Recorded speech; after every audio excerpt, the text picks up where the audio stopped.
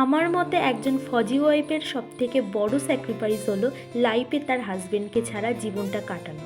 কিন্তু কোনো মানুষ তার এই জীবনে কিন্তু সামিল হয় না, মানে তার দুঃখটাকে ভোগ করে নেওয়ার মতো কোনো মানুষই থাকে না। আর যারা বছরের পর বছর হাজবেন্ডকে ছাড়া বাড়িতে কাটাচ্ছে তারা জানে এর কষ্টটা কতটা।